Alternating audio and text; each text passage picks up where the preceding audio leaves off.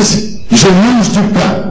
Ele identificou como pão, claro que estava na fronteira com a Guiana Francesa, mas mostra precisamente aí o papel civilizatório do Exército Brasileiro de integrar aquelas pessoas que estão já por contato com outros estados, e sobretudo como o Jonas colocou muito bem, que já estão falando outros idiomas. No caso, eu estou dando o exemplo do francês pela Guiana, mas normalmente estão falando inglês, estão falando, portanto, outros idiomas que correspondem precisamente àqueles missionários lá instalados. Então, eu acho que essa é uma questão grave que o Brasil realmente, eu acho que tem que enfrentar, e eu realmente fico extremamente contente de nós termos uma situação hoje com esse público tão expressivo e que mostra precisamente que iniciativas desse tipo têm repercussão, devem ser feitas.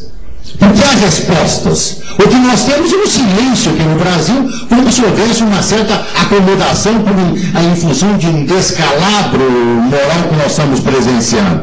Agora, esse descalabro moral não deve ser ocasião para que nós não tenhamos ocasião de reagir. E eventos desse tipo mostram precisamente um Brasil presente, um Brasil alerta, que é um Brasil que deve ser repensado.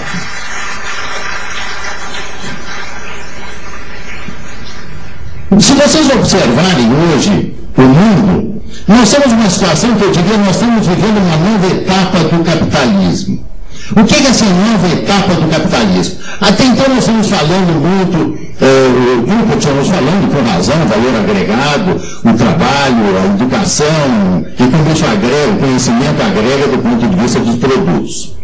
Agora, o que nós temos observado nos últimos anos é uma volta muito grande a uma etapa que eu diria, entre aspas, ultrapassada do capitalismo, que é o seguinte, os produtores, os empreendedores, hoje estão preocupados com as fontes do seu trabalho. Então, existe uma preocupação com a energia hoje no Brasil, certo? O que a China está fazendo com a África? Ela está se comportando como potência colonial. Ou seja, ela entra para comprar petróleo, para controlar jazidas. Por quê? Ela está preocupada em como os estados vão gerir os seus recursos. Porque isso não é uma questão, apenas uma questão, digamos que nós vamos deixar que cada um faça o que quiser do ponto de vista internacional. Ou seja, nós vamos nos preocupar, o general Lessa colocava, dentro de 10, 20 anos, vamos nos preocupar com a água, nós vamos nos preocupar com o ferro, nós vamos nos preocupar com o manganês. Ou seja, como o Brasil, por exemplo, que hoje é uma potência siderúrgica, continuará sendo uma potência siderúrgica se não tiver controle, por exemplo, de jazidas. Nós vamos comprar minério de ferro, por exemplo, da África, vai comprar dos chineses da África. Eu estou aqui simplesmente mostrando que se reintroduz hoje no mundo a questão da soberania nacional. E ao se recolocar a questão da soberania nacional, se recoloca precisamente como os países vão gerir, vão administrar e vão controlar as suas jazidas. Isso recoloca, portanto, a questão que hoje nós estamos debatendo, que é a questão da Raposa Serra do Sol, como o general Lessa colocou, ou seja, uma zona rica de jazidas. Mas eu acho aí bom que nós tenhamos alguns números para que nós possamos, pelo menos, ter uma visão, digamos, mais apropriada. No Brasil, que existe uma certa, que eu chamei num artigo do Estado de São Paulo ontem, existe uma névoa ideológica que nos impede muitas vezes de ver a realidade. Deixa eu dar alguns dados para vocês. Terras indígenas, segundo a FUNAI, corresponderiam a 104 milhões de hectares. Repito, 104 milhões de hectares. Segundo o Serviço Florestal Brasileiro, que é um órgão do Ministério do Meio Ambiente, nós já teríamos 106 milhões de hectares. Para vocês terem uma ideia comparativa, certo? Lavouras permanentes, lavouras provisórias e florestas plantadas no Brasil, que seriam eucaliptos e pinos, esses três itens que corresponderiam ao agronegócio, tirando a pecuária, nós teríamos 82 milhões de hectares.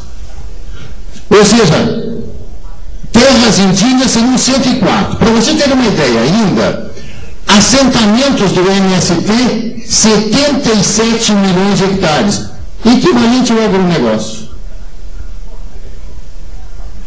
Esses são dados, você não me pergunta onde que eu tirei? Da FUNAI, do INCRA e do IBGE. Esses são dados que normalmente não entram na discussão, não entram no debate público. Mas esses são os dados interessantes, são esses os dados importantes. Essa é a realidade brasileira. Então nós estamos hoje num processo no Brasil de demarcação das terras indígenas que seria muito superior àquilo que é lavouras plantadas, lavouras provisórias e florestas, lavouras permanentes, lavouras provisórias e florestas plantadas. E, portanto, maior também do que seriam equivalente a áreas de pastagem no Brasil, que seriam equivalente a 122 milhões de hectares. Então, isso para você ter uma ideia do que está aqui em questão. Agora, você pode me perguntar, como um dos meus leitores me perguntou num e-mail, eu terminei esclarecendo num artigo, qual é a população indígena do país? Vamos ver os dados. Qual é a população indígena? Alguém sabe? Não, primeiro, ninguém sabe. Tá? Não existe censo demográfico indígena no Brasil. Não existe. Você pode consultar o IBGE diz que não faz esse tipo de pesquisa. Vocês investiguem, pesquisem, por exemplo, o Instituto Socioambiental, uma ONG, aliás, muito séria do ponto de vista das suas informações. Ela diz claramente o seguinte: segundo a fonte e segundo a perspectiva, o número varia. Ninguém sabe exatamente. Então ela diz o seguinte: varia de quanto? Nós conversamos ontem na janta. Varia de 350 mil a 730 mil. Tá? 350 a 730. Vamos às fontes precisas. FUNAI. A FUNAI, há 15 dias atrás, hein? O número dela, oficial, 358 mil. Repito, 358 mil, número da FUNAI. Alguns dias depois, eu acessei de novo o site e mudou para 450 mil. Ou seja, houve um crescimento em 15 dias, se não 24 horas, houve um crescimento para 450 mil. 450 mil corresponderia ao número que foi utilizado, mais ou menos, pelo ex-presidente da FUNAI, numa entrevista em 2005, que falou entre 450 e 460. Então, estaria por aí. O IBGE, no outro trabalho, ele diz que